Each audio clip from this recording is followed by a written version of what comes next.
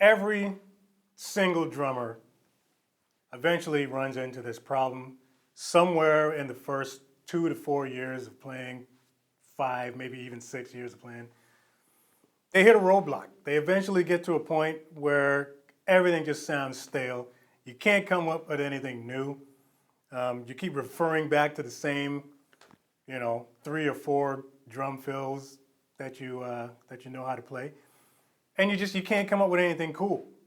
It's a very common problem with new drummers and some intermediate drummers, and it's probably one of the more popular topics that I get emails on from viewers, just saying that I can't seem to come up with anything new, and my playing is just getting boring, and I'm frustrated. Well, today I'm going to solve that problem for you. I'm going to give you a tip that you can use that'll help you bust through this plateau literally overnight. As a matter of fact, by the time you finish watching this video, you're going to want to go downstairs and practice, because this is going to become a non-issue for you. The tendency when you're trying to come up with a new drum fill or something like that, you're probably going to be loosely basing it off fills that you already know, or you're going to base it off the drums that you have in front of you. So most, if not all, of your attention is going to be placed on your drum. So you're going to be thinking about what kind of combinations, can I hit these drums in, and blah, blah, and how can I incorporate this and that and whatever. There's nothing necessarily wrong with that. There's just a better angle to look at it from. So my suggestion is this: take all of your attention off this for the time being, all right? Now, whether you're working from a book, whether you're playing a fill that you learned from a book or whatever, or a fill that you already know how to play, what you need to do is bring that starting point back down to 0. So if you can imagine, there's a fill, a drum fill that's written out in drum notation in front of you. And everything, like the toms are written out for you, and the combinations, whatever. What you need to do is take all of those drums and those pitches or whatever that's applied to those notes and just drop them. Once you do that, you're just left with the subdivision, okay? So let's say, for instance, it's a simple 16th note fill. This is what we're going to work with today. So it's just a boom, cat, dum, dum, cat, dum, cat, da da da da da da da da dum. If you take away all of the notes from that fill, you're just left with the subdivision. All right? It's just 8 notes.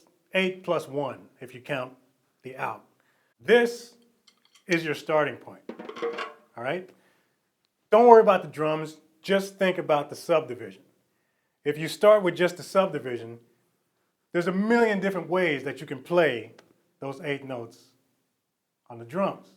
All you need to do is sit down on the drums, start with that subdivision, and come up with some different combinations that you can play those 8 notes. You don't need to stare at a bunch of PDFs. You don't need a book to do this. Just use your brain. You have 8 notes that you're playing with, and you can play those 8 however you want on the drums, and you can just sit there and start working out different combinations of your own, and you'll eventually end up with a collection or a catalog of your own fills. So to show you what this looks like, I'm just going to let you watch this. I'm going to start with that same idea. I'm going to start with that. And then I'm going to show you what a typical practice session would look like when you're working with this idea.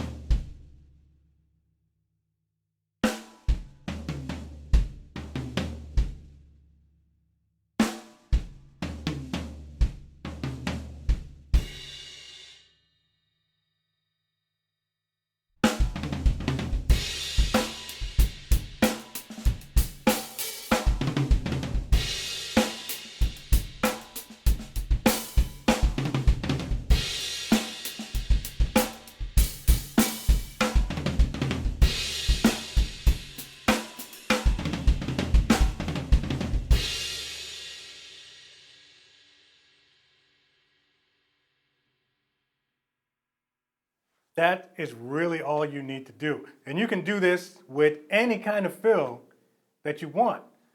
Just break it down to the raw subdivision. The thing that you got to remember is that these drums we got in front of you, all of these are here for are to add color and dynamics to the subdivision. When we're playing anything on the drums, you got to think of it that way. Like, I don't want to oversimplify the art of playing the drums because there's definitely an art to it. But your approach to it doesn't have to be difficult. If you just strip it down to the subdivisions, there are a million different ways you can play taka taka taka taka ta. Depending on your level, this idea never gets boring. I mean, once you start getting into adding flams, drags, like there's a lot of stuff that you can add to that simple little idea to come up with a whole bunch of super creative stuff. Then later on, as you start to get more advanced on the drums, then you can take that idea and then start moving it around in the bar, you know what I mean? Because the tendency and the normal thing for most beginner drummers is to take a fill, started on beat 3 or whatever. But you can take that fill and you can put it really wherever you want. You can stretch it out, you can double it, you can displace it. There are a million things that you can do with a simple little lick once you learn it. But in the beginning stages, if you're just playing, you're within your first 5 years or so, you can get into learning new fills this way. And then as your vocabulary continues to develop, then you can really start getting technical with it. But, for now, man, this is a really good way to just start coming up with a bunch of your own stuff. So take that and run hard with it and, just go down or wherever your practice room is and just start getting creative. Thanks for watching this video. Please consider supporting me on Patreon. You can check out the link below to find out how you can do that. Like, subscribe, of course. See you next video.